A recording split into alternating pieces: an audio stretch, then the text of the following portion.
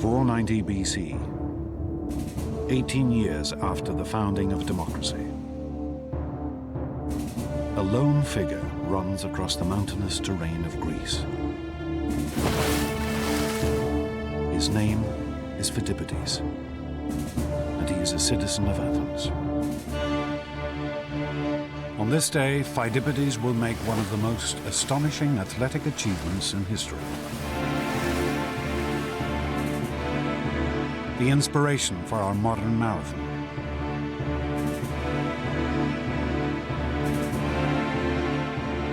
But Phidippides' quest is not for glory, but survival. His homeland is about to be conquered by the mighty Persian Empire.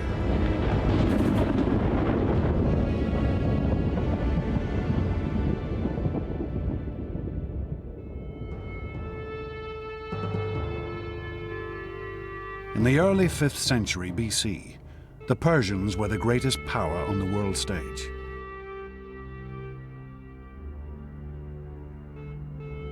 Their vast empire stretched from India in the east to Turkey in the west.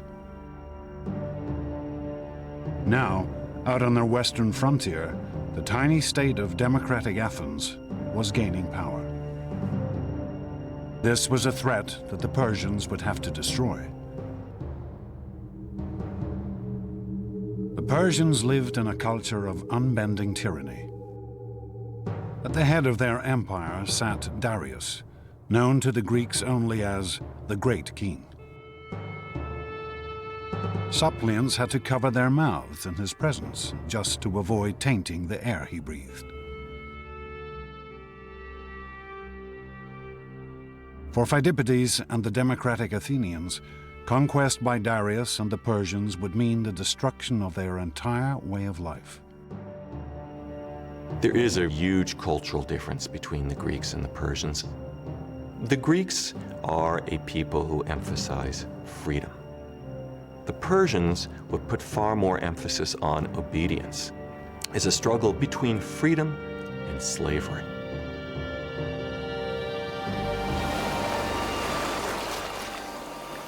The Persian force landed at a sandy bay called Marathon, just 26 miles from Athens. News of the invasion spread through the streets like wildfire. This was a city without a standing army. Every male citizen would have to come to the defense of his state. The poorer citizens have spears, sticks, bows and arrows, whatever weapons they can find.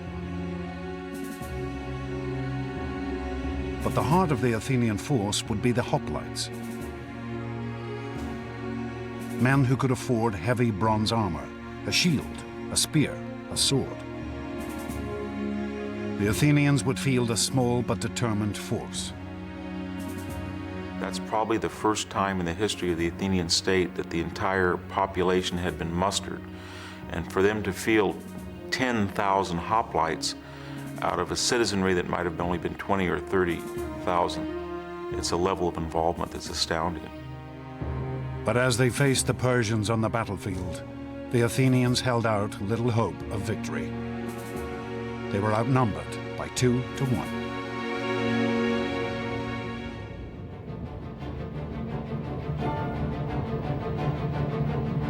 Phidippides' desperate mission was to run for help from one of Athens' local rivals, the Greek state of Sparta.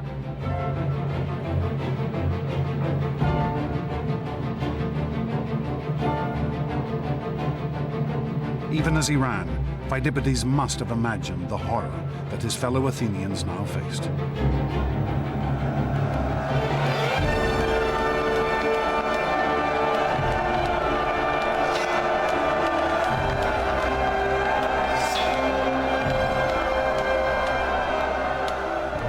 You're dodging spears from your men in front and your men in behind. You probably couldn't see or hear. All you would feel would be pressure.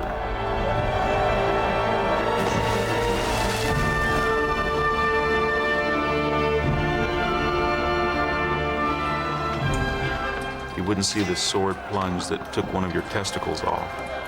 You would not see the spear thrust that took your head off. You would have no idea what was going on, just the momentum that carried you ahead.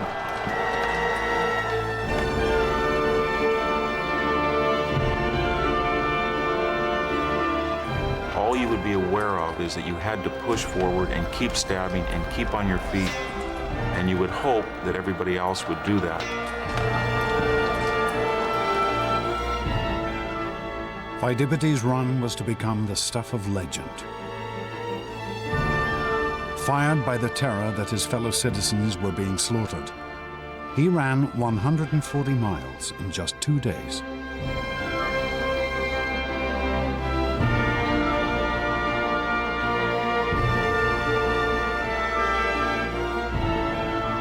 But Pheidippides' quest would end in failure.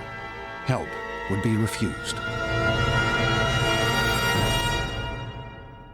He was left only with the knowledge that his fellow Athenians would have to fight alone.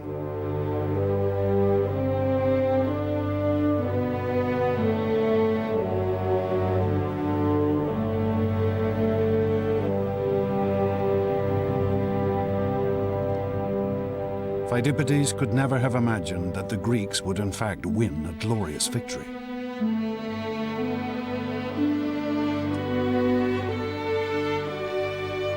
The Athenians had rushed at their foe in a headlong charge.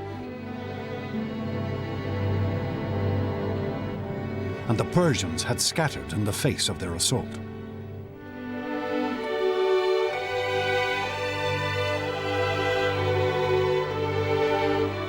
The Athenians slaughtered over 6,000 Persians in one fateful day. The world's first democracy had survived its first great test.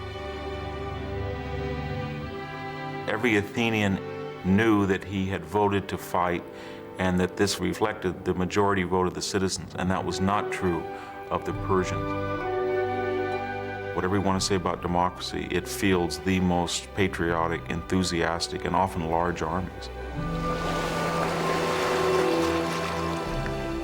The Athenians returned to their city to celebrate their victory.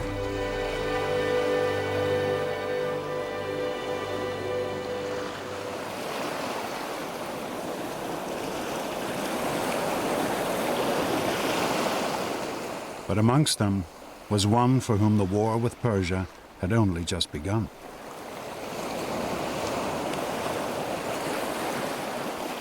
An Athenian general named Themistocles.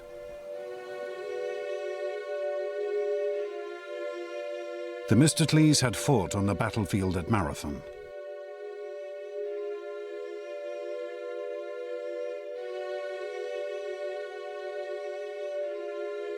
He was typical of a new generation of Athenian leaders, a man who had risen to power through democracy. Themistocles is a fascinating character, very much an example of the effect of democracy in Athens. It's relatively clear that he doesn't come from the inner circle of the landed aristocracy that traditionally had ruled in Athens. There were stories told about his feeling rather touchy about the fact that he hadn't had a traditional aristocratic upbringing, for example, in music and poetry. In fact, that might have given him a spur to show that he could do as well as someone who had gone to all the right schools, as it were.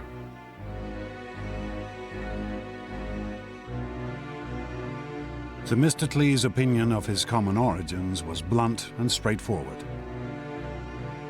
I may not know how to play the lyre or flute, but I do know how to make a city great. Themistocles had learnt the skills of leadership here, the Democratic Assembly of Athens. From this very podium, Themistocles would now show himself to be one of history's greatest leaders, the savior of his city. For Themistocles alone recognized that the Persians might still be a danger, and that next time, victory for the Athenians might not prove so easy.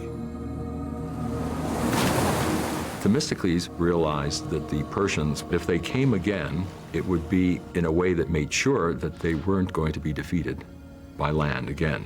There was no way that the Athenians could rely on traditional hoplite fighting technique.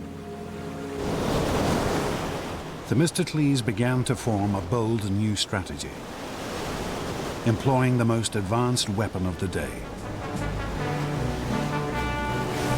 the trireme.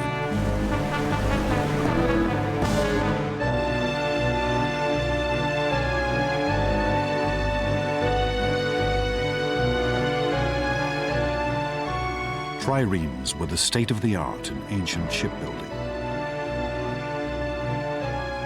Stacking 170 oarsmen on 3 levels, their combination of lightweight and raw power gave them astonishing speed and maneuverability.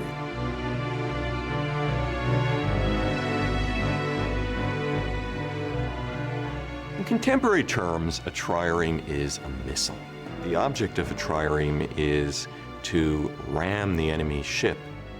It is a very narrow, very light, very sleek, and very fast weapon. But these triremes were also exceedingly expensive. And Themistocles' vision of a vast Athenian navy might never have come to pass if it had not been for one stroke of luck.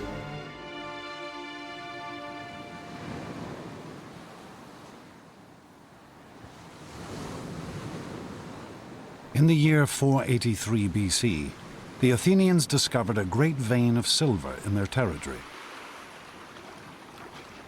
worth 100 talents, a vast amount in the ancient world.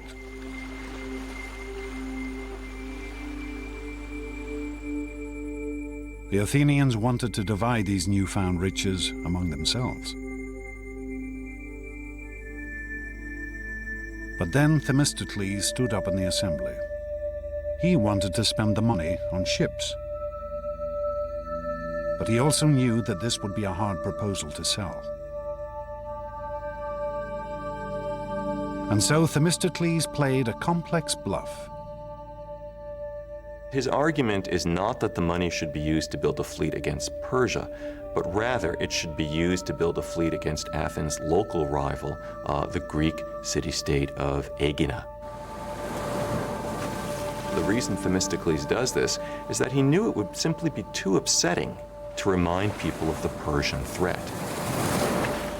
It's a difficult argument to make and a tribute to his political skill that he's able to do it.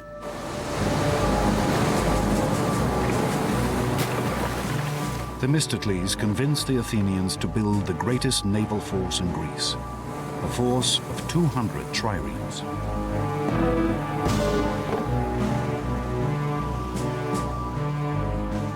And not a moment too soon.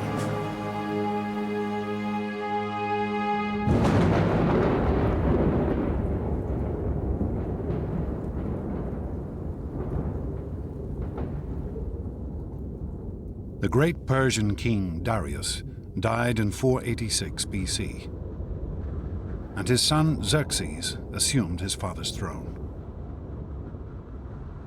Xerxes' first action was to vow vengeance for his father's defeat at the hands of the Athenians. On my father's behalf, and on behalf of all my subjects, I will not rest until I have taken Athens and burnt it to the ground. As an imperial power, the Persians cannot allow small regional states like this to beat them with impunity. Xerxes began to gather his forces. He conscripted troops from every corner of his empire. Arabians, Egyptians, Phoenicians, as well as Persians. Rumors began to leak back to Athens that Xerxes' army numbered nearly 2 million men, that it was the greatest force the world had ever seen, that soon it would be ready to march.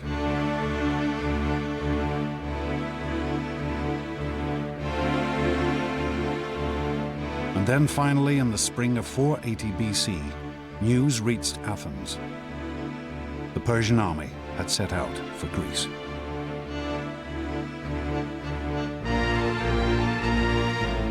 History records that Xerxes' troops drank rivers dry.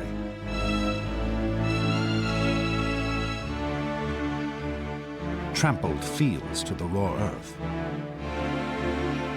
ravaging the land as they marched on towards Greece.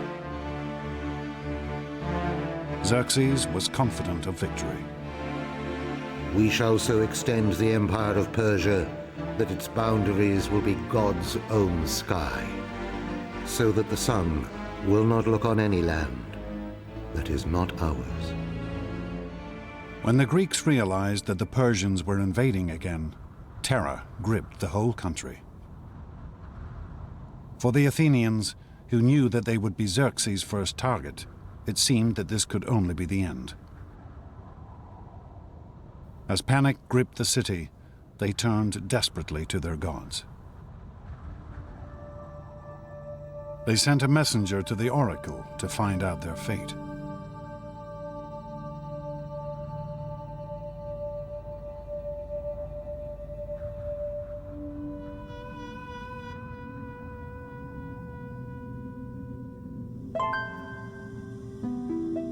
Here, high in the Greek mountains, can still be found the site of Delphi, the most famous of the Greek oracles.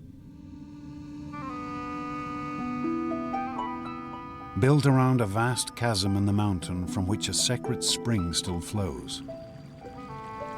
Here the Greeks would come to discover their future.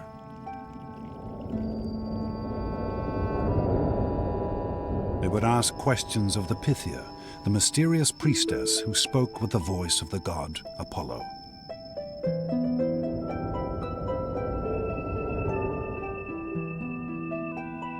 People came from all over the Greek world to consult Delphi, and sometimes came from outside the Greek world as well.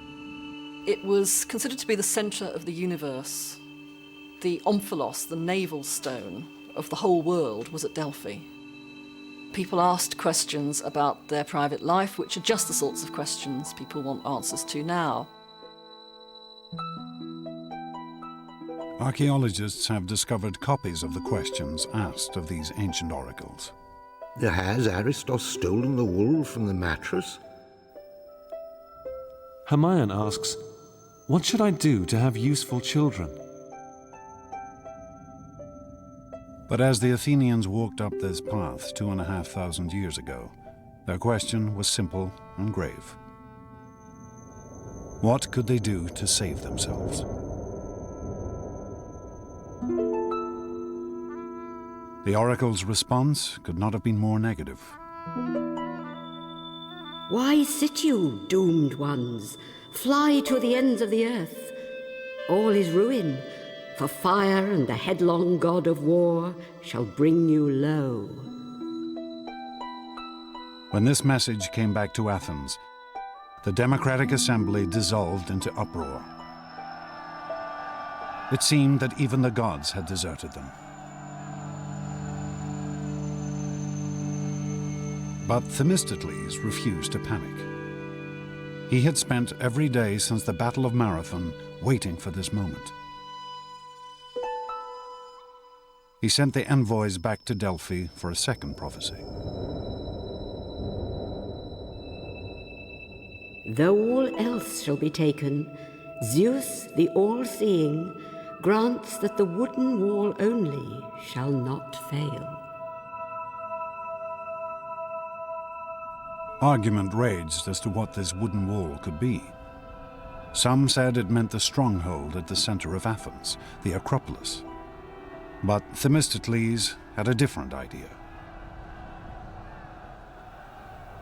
He read the oracle and he insisted that it had a different interpretation. He said the ships are the wooden barricade which are going to be the key to our success.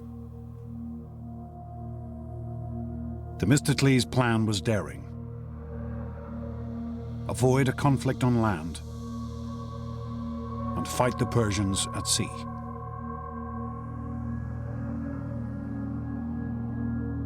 He ordered the evacuation of Athens for the first time in her history.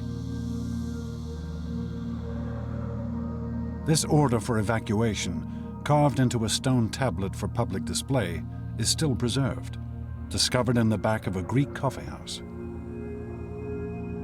The Athenians shall send their children and wives to the village of Troezen. All the men should embark on the 200 ships that have been prepared to fight the barbarian. Themistocles ordered that his fleet of triremes should gather at Salamis, a tiny island off the Athenian coast. Themistocles' strategy is remarkable not only because it is innovative and because it is bold, but because it requires extraordinary self-sacrifice on the part of the Athenian people. He wants every man, woman, and child to leave their homes and possessions and to go into exile.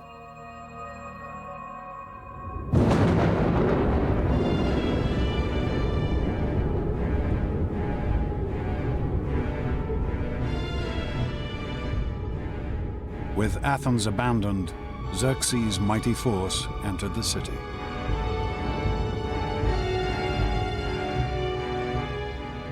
The Persians march in and go up onto the Athenian Acropolis, the symbol of Athens.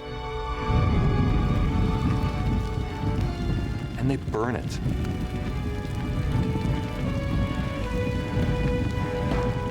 They burn the temples to the ground.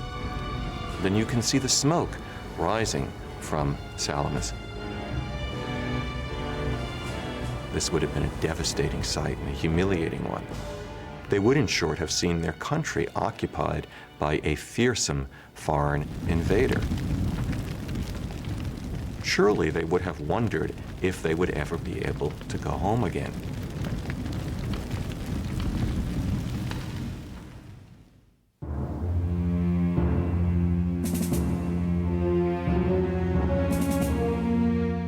As night fell, Themistocles met the leaders of the other Greek city-states on the island of Salamis. They had also assembled their much smaller fleets here. Their scouts had reported back. The Persians now not only held Athens, but had also gathered a mighty fleet 4 times the size of the Greek forces.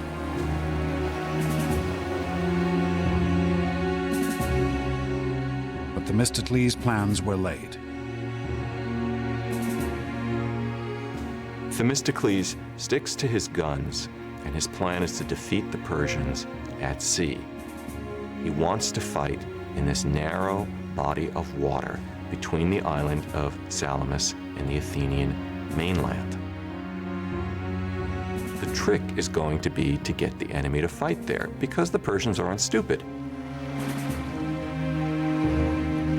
Themistocles sent his servant to Xerxes with a seemingly traitorous message. The Greeks are afraid and are planning to slip away. They're squabbling with each other and will offer no opposition. You have at this moment an opportunity of unparalleled success. So eager was Xerxes for a crushing victory, he was happy to believe Themistocles' ploy.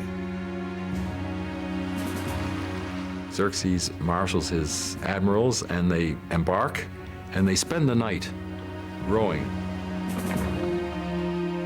They send a contingent along the eastern defile, the strait there. They try to block up the straits.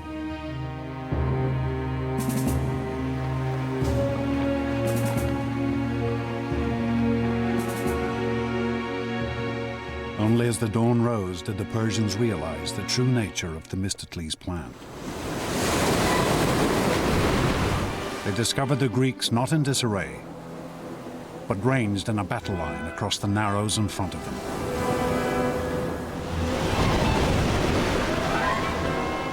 The Persian fleet had been lured so far up the straits that it had no room to maneuver.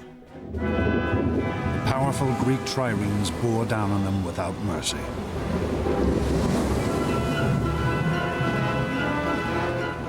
The Greek playwright Aeschylus fought in the battle and lived to tell the tale.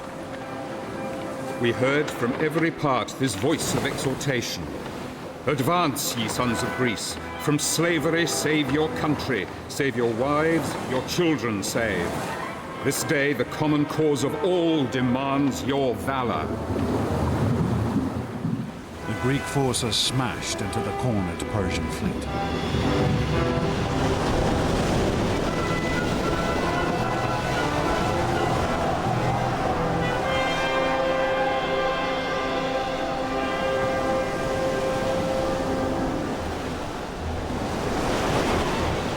Xerxes himself watched the carnage from his golden throne placed on the shore.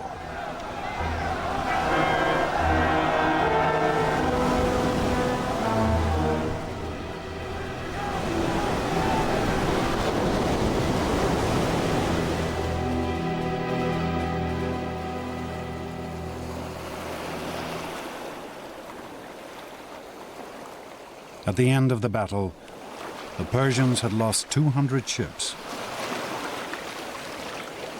For the Greeks, it was a stunning and conclusive victory. Victory at Salamis is tremendously important for Greece and for the Athenians. It breaks the Persian navy. The Persians can no longer guarantee that they can feed their army, nor can they guarantee the safety of the Persian king. He must immediately get back to Asia Minor while the going is good. In practical terms, the game is over, and the Greeks have won. Themistocles' triumph was complete. He had persuaded the Athenians to build a navy. He had convinced them to sacrifice their entire city to bring them victory at sea. His instincts had been proved right. He had defeated the greatest empire of the day. And he had now placed Athens in a position where she could build an empire of her own.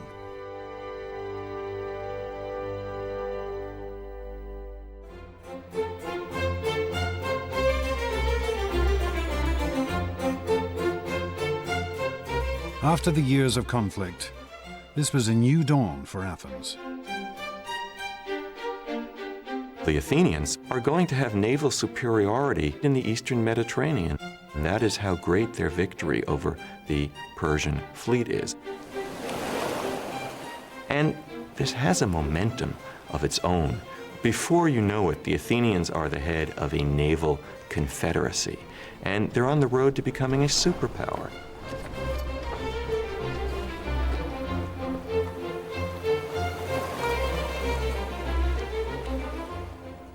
The Athenians founded the Delian League, an alliance of Greek states designed to keep the Persians in check.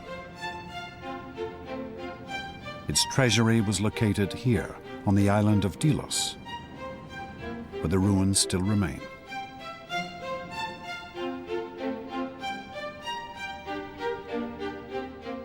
By 450 BC, this league had more than 200 member states.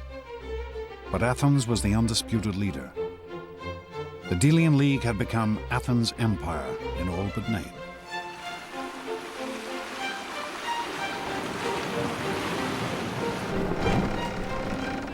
And Athens' naval supremacy also gave her economic power.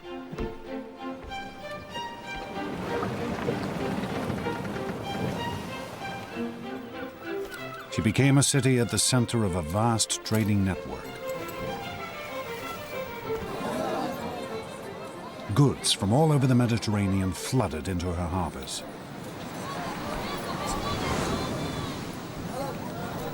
In its heyday, Athens was the big apple, or if you will, the big olive of the eastern Mediterranean. Constant coming and going of traders. The wharves would be busy, full of people in a cacophony of language.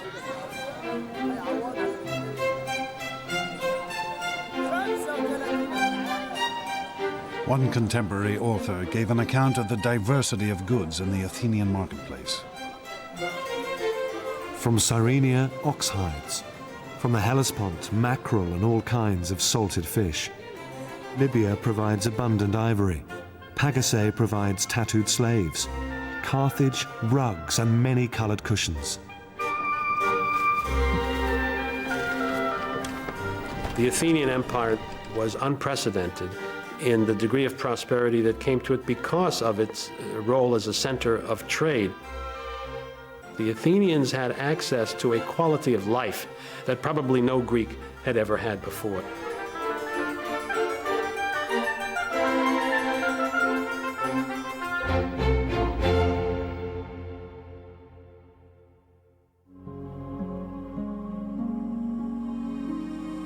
Athens' rise to economic and political supremacy occurred at lightning speed. After the Battle of Salamis, she became the dominant power in the Eastern Mediterranean in less than a generation. And at the city's heart still lay her unique system of government, democracy. A system of voting using pebbles, olive leaves, or the show of hands that decided every aspect of the city's government.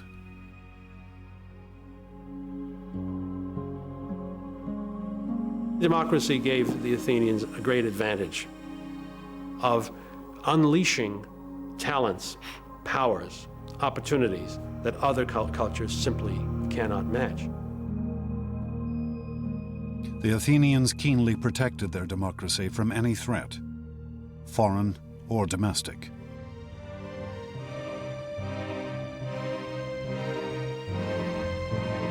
Once a year, each citizen could scratch the name of an individual onto a shard of pottery, known as an ostraca, and place it into a pot in the assembly. The person whose name came up most would then be ostracized, banished from the city. This was the Athenians' method of protecting their government, expelling any person they felt might become too powerful. But Athenian democracy could turn on any citizen, even its greatest war hero. Themistocles now found himself under attack. The threat was gone now. His raison d'etre has been taken away. This is something he can't understand. Themistocles reacts, perhaps in an uncharacteristically crude way. He reminded the Athenian voters of what they owed him. Voters don't want to be reminded in any period of what they owe to their politicians. They want to be told what their politicians can do for them. The Athenian people turned on the aging politician. Calculated, cruel, but deeply democratic.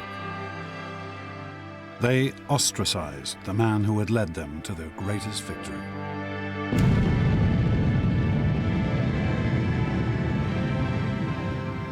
Themistocles was ostracized, I believe, because he was simply regarded as having gotten too big for his boots. Some of the ostraca with Themistocles' name still inscribed upon them have been found, hidden down an ancient well. Archaeologists believe that these had been pre-prepared by Themistocles' enemies to be handed out to Athenian voters who couldn't write.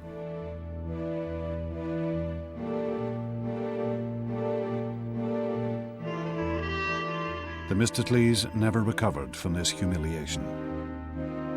He was to spend the rest of his years wandering from state to state, finally dying in exile in Persia, the country whose defeat had been his greatest triumph.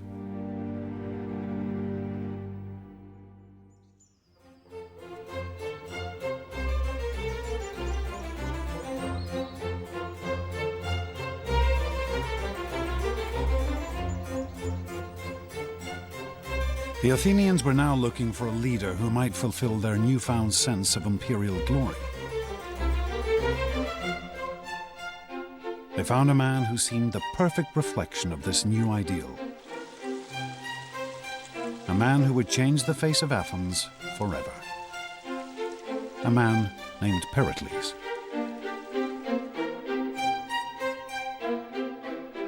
There's probably not a more important figure in the history of classical Greece than Pericles. He was the leader of Athens at the height of its power and of its artistic achievement. He was the figure associated appropriately with bringing Athenian democracy to its climax, to its height. But Pericles was no obvious democrat like Themistocles, for he had been born into one of Athens' most elite families.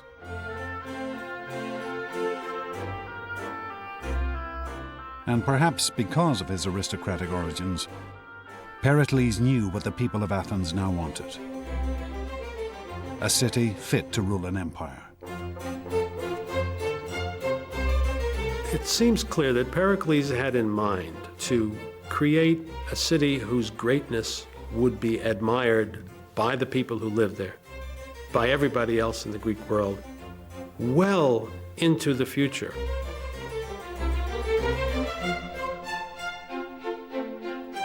Pericles announced a glorious new vision to the Athenian assembly. All kinds of enterprises should be created which will provide inspiration for every art, find employment for every hand. We must devote ourselves to acquiring things that will be the source of everlasting fame. Pericles turned his attention to the Acropolis, the sheer peak in the center of Athens, home of the city's patron goddess, Athena.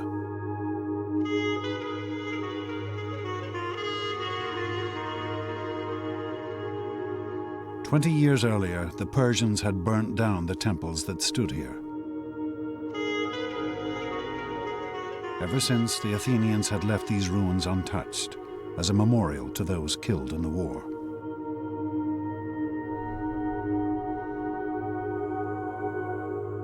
But Pericles had other ideas. He proposed a massive reconstruction plan.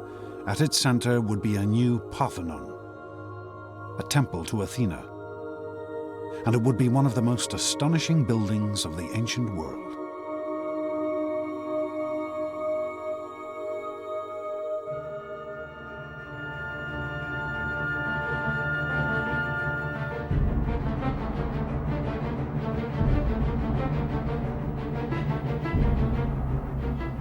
This new construction program was of unprecedented magnitude and expense. The Parthenon, in particular, was extraordinarily expensive. It was filled with all sorts of architectural refinements. Pericles planned to spend over 5,000 talents in the first year alone, a total budget of more than $1 billion in today's terms. His project would require 20,000 tons of marble.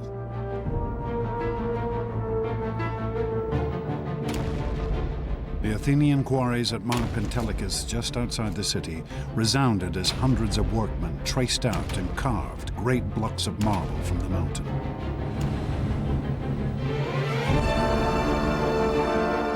This temple would be decorated like none before.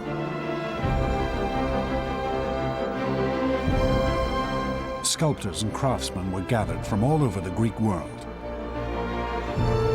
With them stood Pericles, for he treated the building of the Parthenon as his own personal project. He selected architects, he selected the men who designed the plans. Pericles was directly involved in the planning process. Some protested that he was decking out the city like a prostitute. But when the building was completed in only 15 years, his critics were silenced.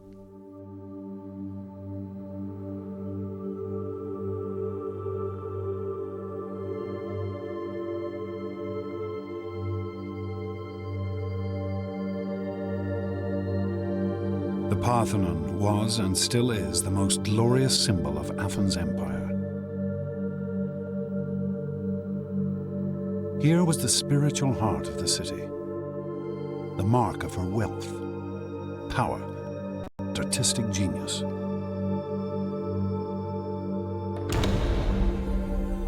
When you first came through the door, you'd have been just stunned. you'd have been confronted immediately by an enormous 40-foot-high statue of Athena in gold and ivory and studded with jewels. I think the impression of a statue of that size and with that kind of dressing must have been truly overwhelming.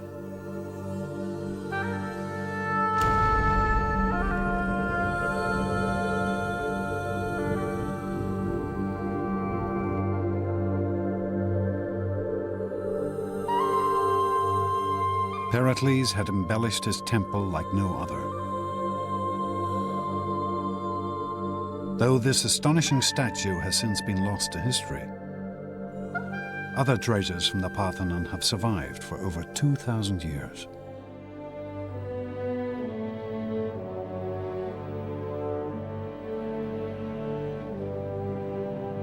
The most famous is the Parthenon frieze, a 500-foot-long stretch of carved marble which ran around the inner wall of the temple.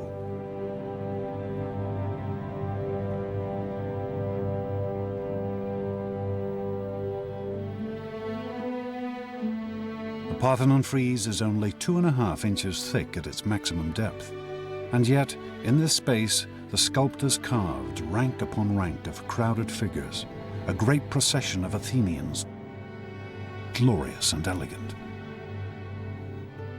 Here Pericles offered his fellow citizens a vision of themselves and their democratic state at the height of their glory. Democracy itself becomes heroized in that monument. It's a very democratic thing that wants to include all those citizens who participated in beating off the first great threat to democracy, which was from the Persians. These are ideals to which you can aspire.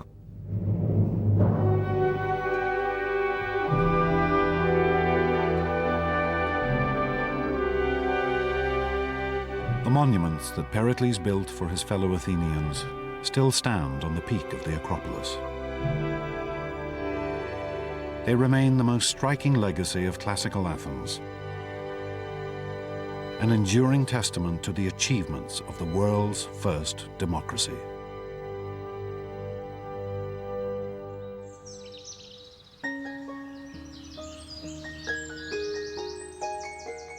But Pericles was not simply concerned with astonishing construction projects. Under his leadership, Athens would also become the intellectual center of the ancient world. Pericles was remarkable in that he associated with the leading minds of his day in just about every field of endeavor. In these years, Pericles played host to an astonishing generation of individuals. Figures such as Anaxagoras, the first man to realize that the moon was lit by reflected sunlight. He knew Herodotus, the world's first historian, who wrote one of the earliest records of Greek life. And poets and authors such as Aeschylus and Euripides, whose works are still standards of world literature. Pericles was well aware of his city's stature. Our whole city is an education, for our citizens excel all men in versatility, resourcefulness, and brilliance. Even Pericles' partner, a woman named Aspasia, was unique and distinguished. Pericles had divorced his wife and set up home with a foreign woman, a woman whose occupation was hardly to be expected. For Aspasia was what was known as a hetaira, Greek for a companion. Yes, she was, in a technical sense, I guess, a prostitute, but she was more than that, a woman of charm, of style, of intellect. She really was very extraordinary. She had an extraordinary mind. This relationship caused scandal throughout Athens, not just because of Aspasia's profession, but because Pericles treated her as an equal, something deeply unusual in 5th century Athens. One of the things that created such a stir was that Pericles had her participate in conversations that he had with some of the most important individuals with whom he talked. There's jokes to suggest that Aspasia actually was the person who wrote Pericles' speeches. Pericles and his circle were to become one of the most famous and influential groups in Western history. But in 5th century Athens, the highest achievements of art and culture were not restricted to the elite.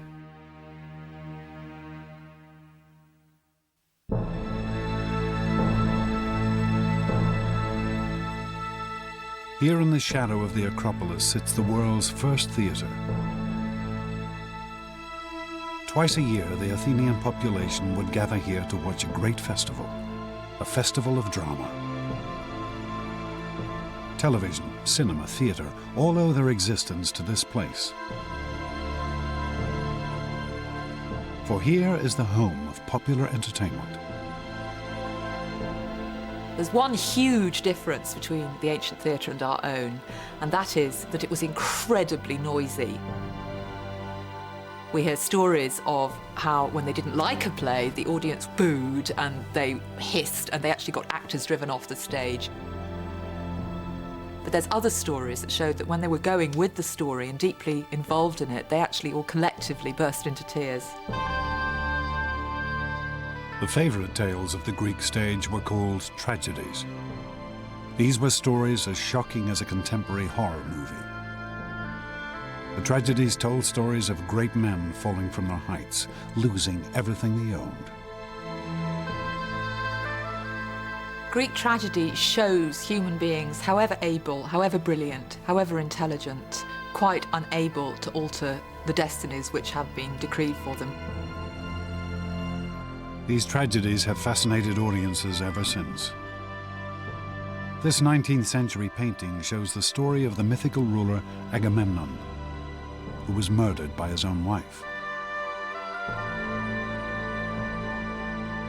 Another tragedy told of King Oedipus, who gouged out his eyes when he discovered that he had married his own mother. These Athenians, natives of the greatest city in the ancient world, seemed to revel in seeing how frail greatness could really be. I don't think we can use Greek tragedy to tell us exactly what happened in reality. It's not a document of Athenian social life. But what it does do is take us directly and immediately into the psychological heart of those Athenian men. The kind of dreams and fantasies and fears and imaginary scenarios that they came up with in the theatre have to tell us just as much about them as any document of everyday reality could.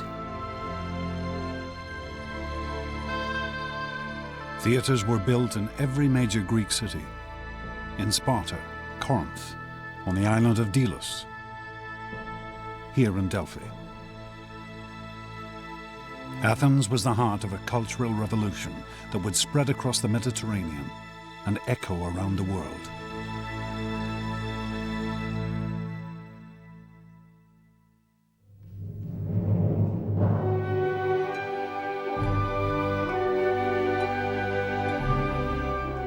Periclean Athens seems to me to belong in the smallish collection of cities where truly great moments in the human experience took place.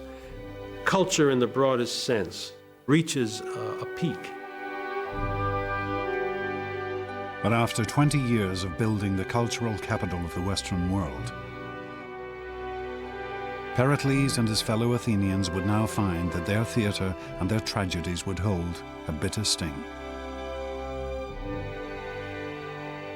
It is possible to think of Pericles, indeed I think of him, as a man with a tragic flaw, as the sort of man whose greatest qualities, the ones that make him most admirable and successful, turn out to be the seeds of his own destruction. Pericles began to plan a grand new venture. A venture even more ambitious than the Parthenon. He wanted to make Athens the undisputed leader of the Mediterranean. Little did Pericles know that he would now bring Athens not glory, but death, destruction, and the loss of her empire.